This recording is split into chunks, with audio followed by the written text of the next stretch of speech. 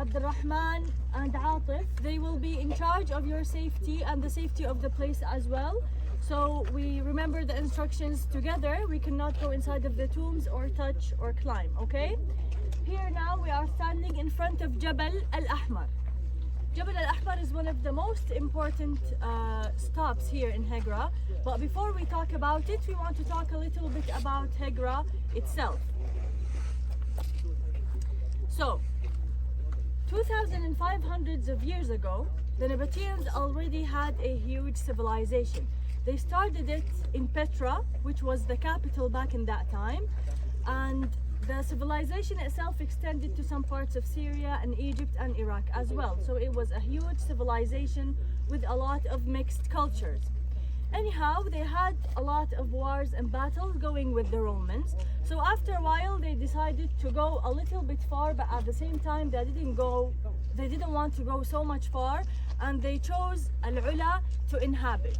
They wanted to build a new city, a new capital for themselves. Why did they choose Al-Ula? Of course, the oasis and the water was a very important reason. Back in that time, this place was different from what we see right now. It was green and full of water, as we said. If you look in front of you right now, we can see there's a fence. Can you see the fence? Yes. So this fence is surrounding the center of Hegra. 10 years ago, archaeologists discovered that there's a whole city under the ground, which means that the Nabataeans lived in the valley back in that time.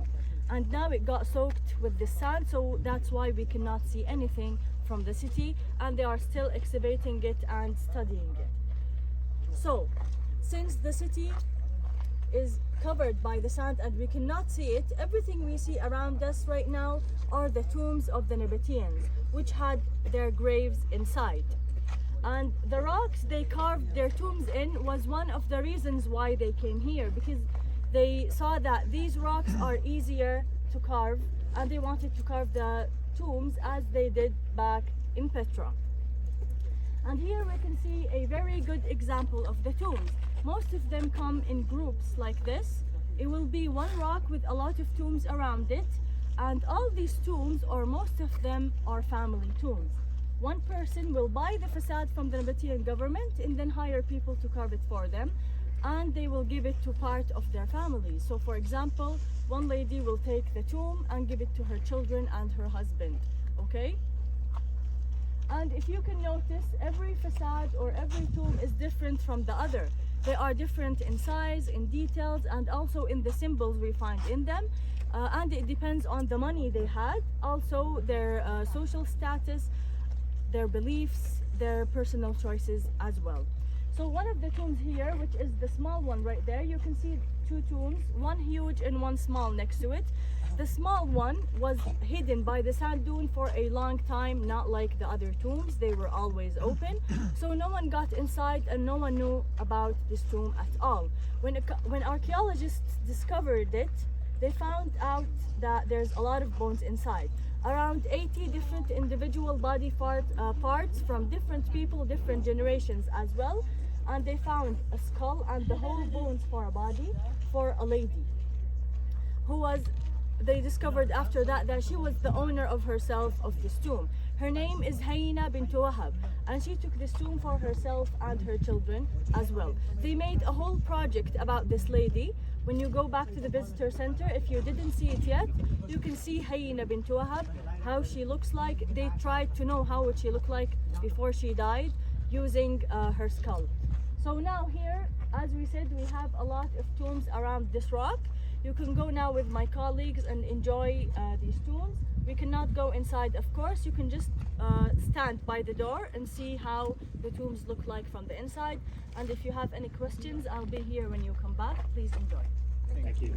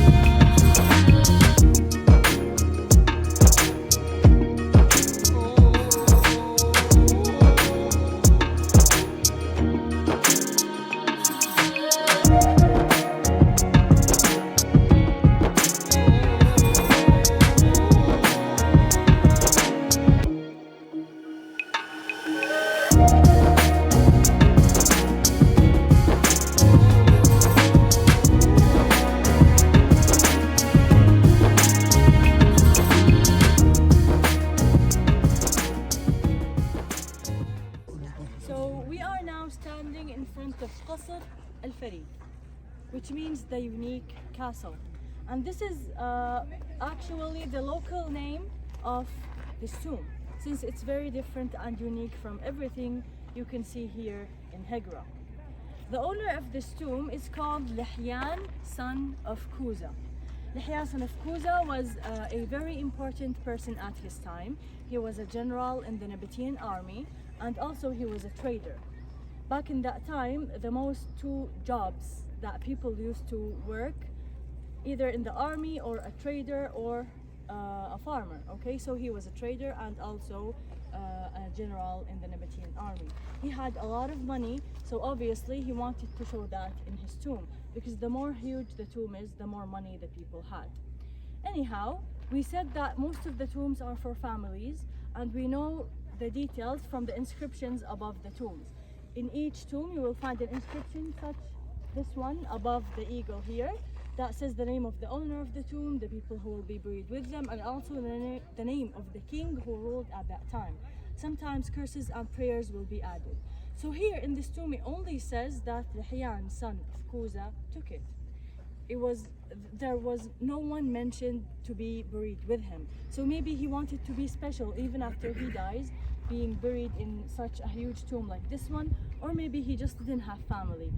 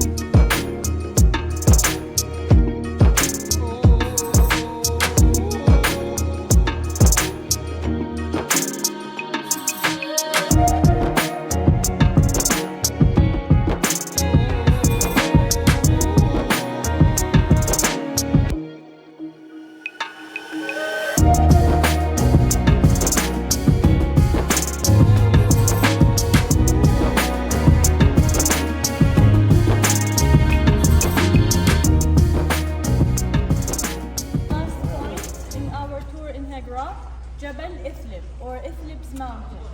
This place has been used by the Nabataeans and a lot of people before that, as a sacred area or a religious area. Starting from here, from this rock until the end of the mountain, they found a lot of inscriptions from different languages, ancient languages of course, and also a lot of religious carvings as niches and shrines and small temples as well. Okay? Before we talk about the religious area, we want to talk about a diwan. As first, why do you think people came to this place and considered it as a religious place? Of course, because it's higher than other points in Hegra. And also, they chose that a diwan is going to be between these two rocks. Here, behind, They chose a diwan to be in front of this wall, and a seat is between these two rocks. Okay, so the weather will be always good here at this place. And also the sun will never go inside of a diwan. A diwan is a word in Arabic that means the place where people will gather. So high-class people and politicians from the Nabataeans used to come here and gather for multiple reasons, eating, drinking. They used to also watch some performance like dancing or singing. And at the same time, if they had something important to announce or to discuss, they will talk about it right here. And you can see how they carved it to be very high to represent the importance of the people who sit in this place. Okay, so here, if you can see, we have a hole. So Nabataeans were highly skilled water engineers. They had water channels above all their tombs to protect them from the rainwater, the facades themselves, okay? So also another reason for why they made water channels is to collect the rainwater itself, as they considered it to be holy water. So here we have a water channel. If you look at this rock in front of you right now, you will see that this rock is split into two halves, one up and one down, and then there's a line going throughout all the rock. Whenever it rains, the water will go through this water channel until it reaches the cistern in the backside. They had around 30 cisterns here in Hegra. The Nabataeans, of course, they built it themselves. Anyhow, we have also a water channel here which is hidden, you cannot see it. But the water anyhow will come here, specifically in this hole.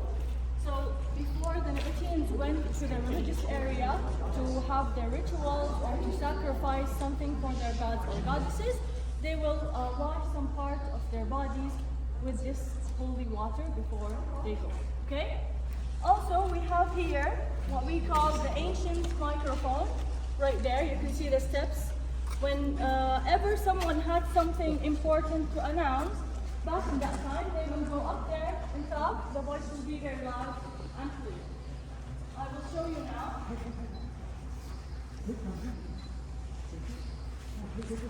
Welcome to Al-Ula. Does it work? Anyone wants to try it? It's fun, you can sing. Okay, so lastly, we have 3 temples here in the Sikh, which means the passage that we will talk about. So let's go together.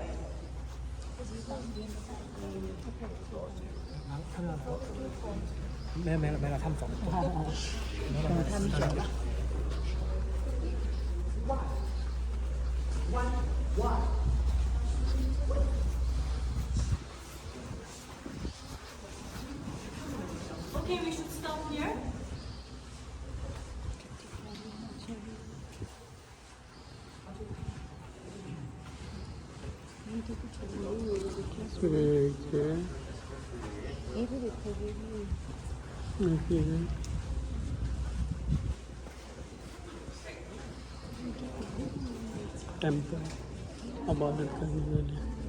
Okay, I believe you all saw the eagle above the tombs, right? This eagle represents the chief god of the Nabataeans, since they worshipped a lot of gods and goddesses, and they had a chief god, Hishara. Here, this small niche or temple was for him specifically. So anyone who wants to ask him something or to sacrifice something, they will come specifically at this place. And also we have this niche right here. Come on. Are you okay?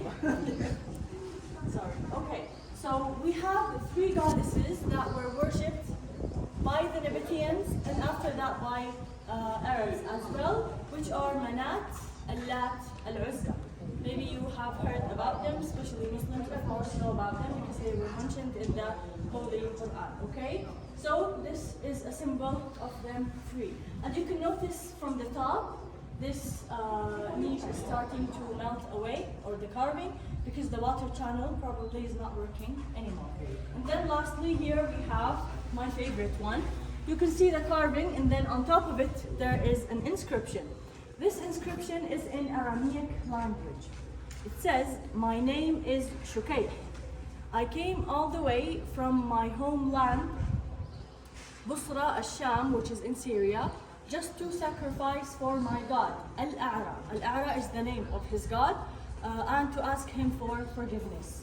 So he built this small temple for his God to make people also sacrifice for him as well.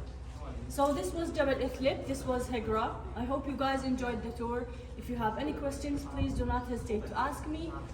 We will have more 5 minutes and then we have to go back to the bus. Okay? Thank you so much.